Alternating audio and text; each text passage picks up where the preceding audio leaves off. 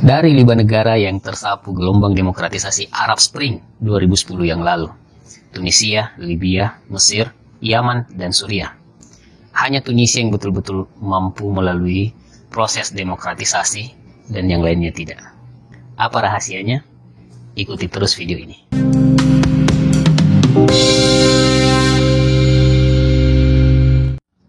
Halo book lovers, Assalamualaikum warahmatullahi wabarakatuh. Selamat datang kembali di channel Bicara Buku, channel yang mereview buku-buku berkualitas dan menarik yang terbit di Indonesia. Bersama saya Bang Irwan, founder Bicara Buku. Kali ini saya akan mereview sebuah buku yang sedikit bertema politik, yaitu Rashid Ghannouchi, Siasat Muslim Demokrat di Arah Baru.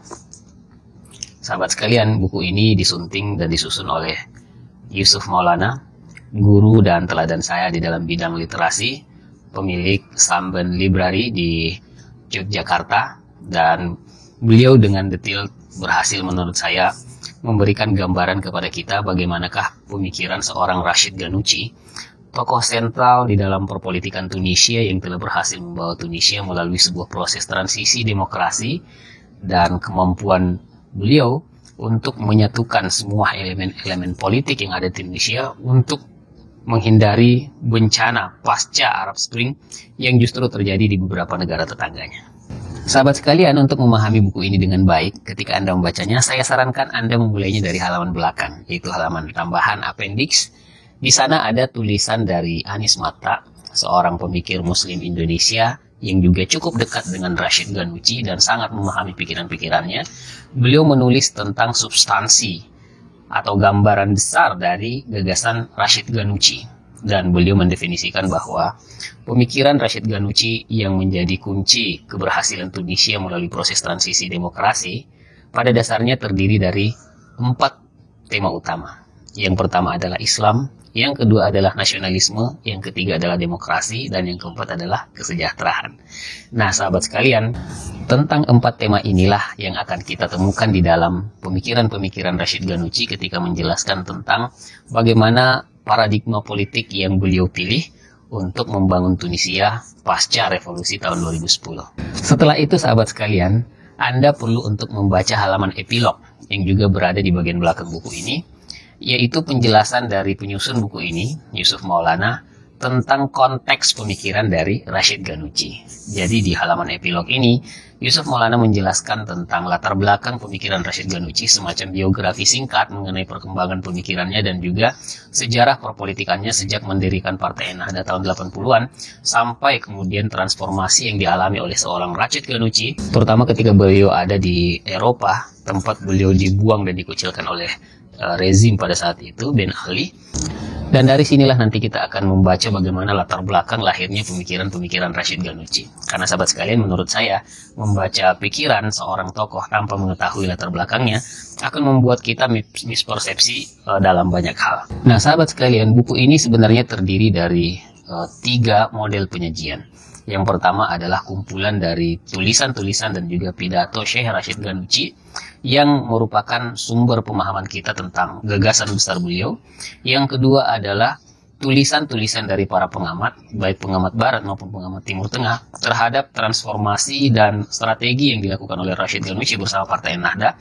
Tentu saja ada pro dan kontra, ada penerimaan dan juga ada kecurigaan.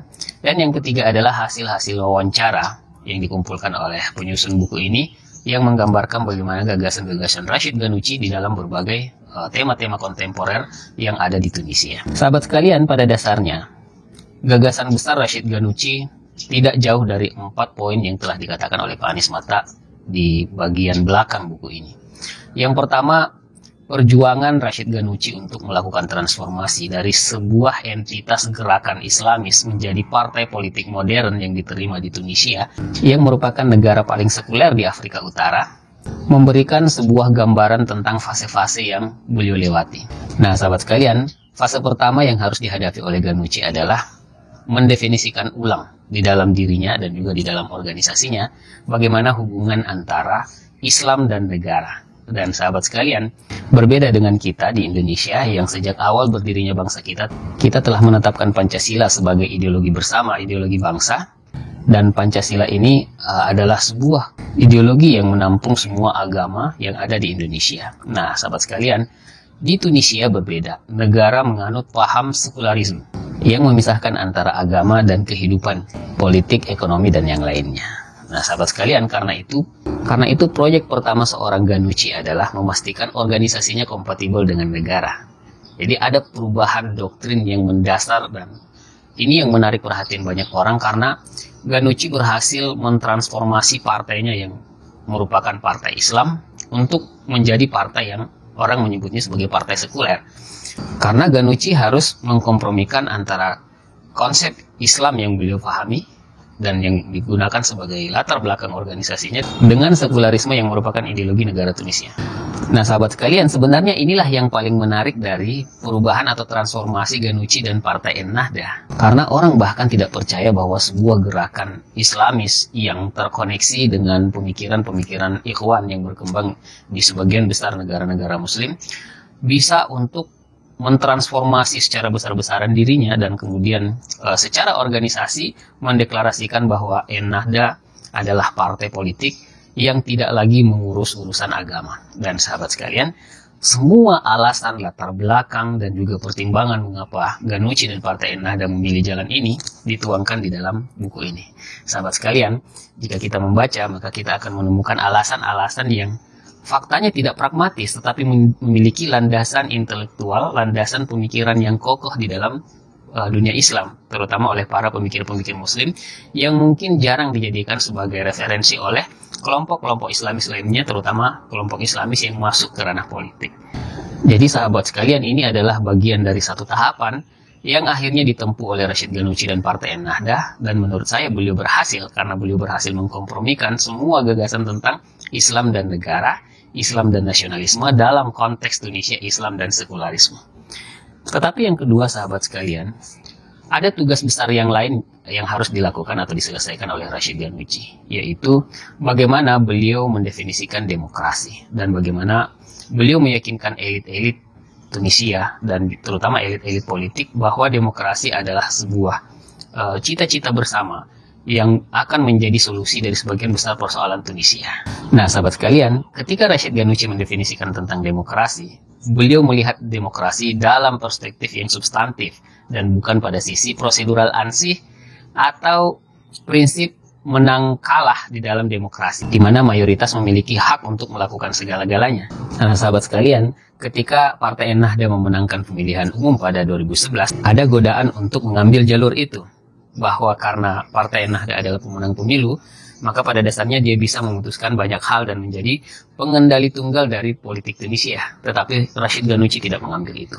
Bahkan beliau bersama Partai Ennahda rela untuk mengundurkan diri dari konstelasi tarik-tarikan kepentingan di dalam proses penyusunan negara modern baru, negara demokrasi baru Tunisia. Dan pengunduran diri atau upaya mengalah dari Ghannouchi dan Partai Ennahda inilah yang kemudian memuluskan jalan untuk terbentuknya sebuah konstitusi yang sangat demokratis yang merupakan hasil dari proses demokratisasi Tunisia pasca Arab Spring.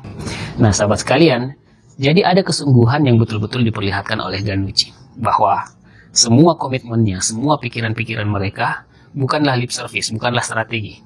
Itu adalah sebuah kesungguhan untuk memastikan bahwa tujuan utama mereka yaitu tegaknya sebuah sistem demokrasi di Tunisia terwujud. Dan sahabat sekalian, fase ini dilalui dengan sangat baik, dan ini yang membuat Tunisia tidak terjerembab ke dalam konflik elit, bahkan konflik militer seperti di negara-negara tetangganya. Nah, yang menarik sahabat sekalian dari pemikiran Ghannouchi, dan ini yang selalu dikomunikasikan kepada lawan-lawan politiknya, yang dalam konteks ini oleh Ghannouchi tidak disebut sebagai lawan karena beliau menyebutnya sebagai demokrasi konsensus. Beliau tidak ingin muncul berhadap-hadapan dengan kekuatan-kekuatan politik yang lain, karena beliau ingin membawa satu agenda bersama yang merupakan semangat dari revolusi yang mereka lakukan, yang diawali oleh pembakaran diri seorang pedagang buah di Tunisia waktu itu, yaitu Muhammad Bouazizi. Nah, selanjutnya sahabat sekalian, bukan hanya mendefinisikan demokrasi dan perspektif demokrasi yang diinginkan oleh Ghannouchi dan Partai Ennahda, tapi beliau juga mendorong agar Tunisia masuk ke dalam agenda-agenda yang lebih strategis dan tidak berfokus kepada konflik politik. Jadi beliau menyusun semacam proposal untuk Tunisia dan itu tidak dia lakukan dengan memaksakan keinginannya meskipun dia memiliki kapasitas untuk itu dan juga ada dorongan dari rakyat pasca revolusi. Tetapi beliau melakukan proses komunikasi, diskusi yang panjang dan membangun konsensus dengan kekuatan-kekuatan politik yang lain. Bahkan godaan untuk menjadi seorang presiden yang menguasai perpolitikan di Tunisia itu juga tidak beliau ambil. Dan nanti setelah tahun 2019 yang lalu, karena dorongan yang begitu kuat dari semua kelompok kepentingan di Tunisia, maka beliau mau untuk mengambil posisi sebagai ketua parlemen. Nah, sahabat sekalian, menarik sekali mengikuti bagaimana transformasi pemikiran dan langkah-langkah strategi politik yang dilakukan oleh Syekh Rashid Ghannouchi bersama Partai Ennahdanya. Dan yang lebih mengagumkan lagi adalah kerendahan hati seorang Ghannouchi dan juga kesadarannya sekaligus bahwa apa yang dilakukannya ini boleh jadi akan menjadi sorotan dari semua orang, baik dari kalangan kelompok barat maupun dari kalangan dunia Islam sendiri. Dan karena itu beliau mendeklarasikan bahwa semua ijtihad yang beliau lakukan di Tunisia tidak untuk diekspor ke negara lain. Ini adalah ijtihad yang sepenuhnya sesuai dengan konteks negara Tunisia. Sahabat sekalian, luar biasa buku ini dan ada banyak penjelasan yang jernih dari seorang Syekh Rashid Ghannouchi mengenai semua keputusan, kebijakan-kebijakan dan juga ijtihad politik yang beliau lakukan. Paling tidak sahabat sekalian, Syekh Rashid Ghannouchi telah membuktikan kepada dunia Islam paling tidak bahwa selalu ada jalan tengah yang bisa diambil untuk menciptakan satu tujuan yang merupakan substansi dari ajaran Islam, yaitu menciptakan keadilan.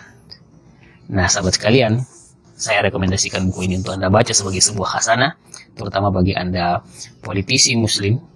Anda perlu untuk mempertimbangkan petikan-petikan pemikiran Syekh Rashid Ghannouchi yang kemudian diimplementasi dalam politik Tunisia dan menjadi perekat dan membuat Tunisia berhasil melalui sebuah fase paling berat dalam sejarah mereka, yaitu transisi demokrasi.